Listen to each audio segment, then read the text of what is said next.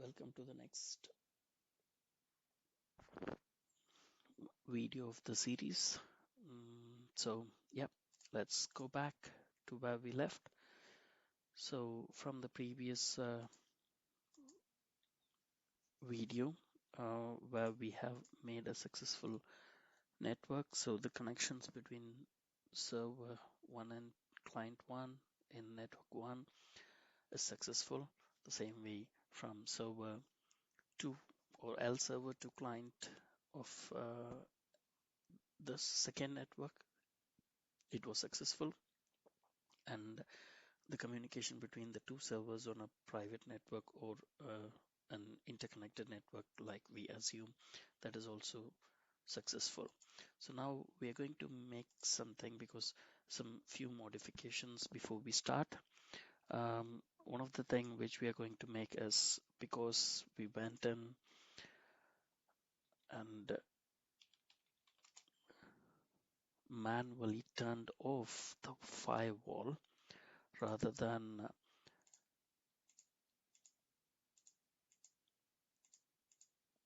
making it as a policy which we want to do it.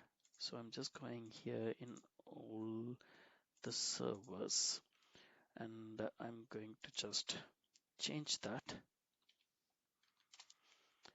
So we can then look at the policy in this video and try to allow ICMP packets based on the policy, right? So let's go to the client now, and if I'm going to ping from here,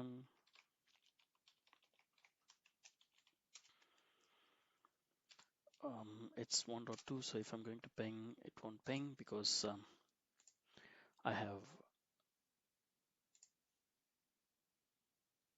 it's request triangle, because I have enabled the firewall, so it should. Okay, so let's check here. Let's go to this client, and if I'm going to ping, it is going to be a timed out. So let's go to the server first, and maybe client itself, and let me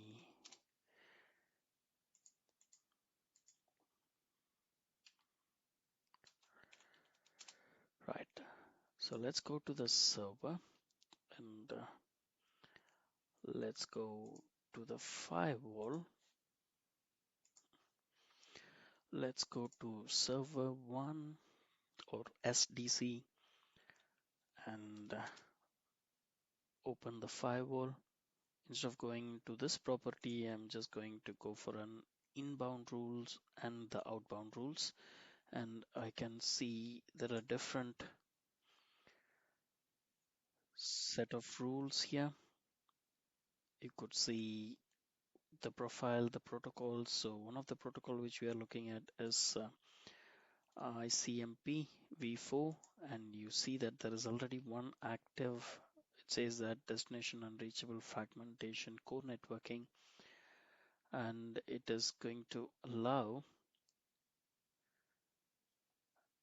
any local address to any port, and it is authorized. So this is the ICMP v4 which we have, which is active.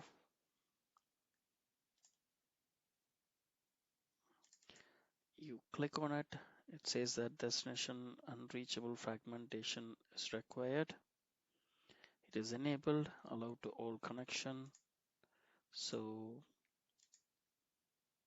yeah, so either we go and modify the existing ICMP v4, that's the ping packets, that's what we need here, because here we are going to firewall rules to allow ICMP traffic.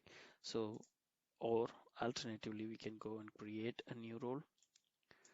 So here, either you go for a program rule that controls connections for a program, or you specify based on a port or any predefined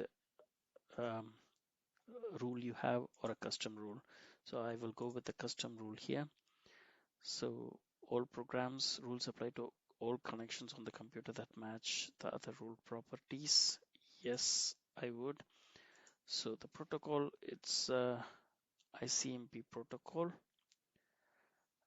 I'm looking for an ICMP protocol. Here we have an ICMP protocol. And then, so which local IP address does this rule apply to? Any IP address. You can be very specific if you want. Which remote IP address does this rule apply to? Any IP address. Allow the connection or block the connection. I'm going to allow the connection on networks. Yeah, public, private, and the domain. So I say ICMP packets traffic. Allow ICMP traffic. And then I finish it. So it's enabled. So now let's go here to the client, and here you could see that there is a change, or there is the packets are allowed, or the ICMP packets are successful. So if you go here, it's still the same. I can go back to the firewall. I can go to my inbound rules, new rule. So it depends upon how you set the rules and how you work it out. So either it is a inbound or outbound, how you want to work it out. So here go all programs, yes.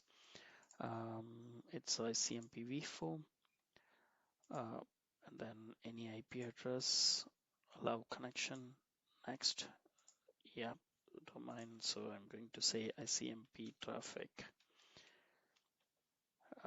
allow ICMP traffic, finish. And now let's see, here we go. It gets successful ping, which means my firewall rules to allow ICMP traffic is done.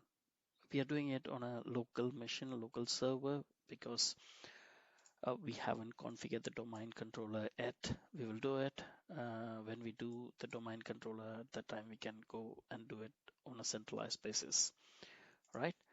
So in the next video, we will come back with the other services which is required for the network.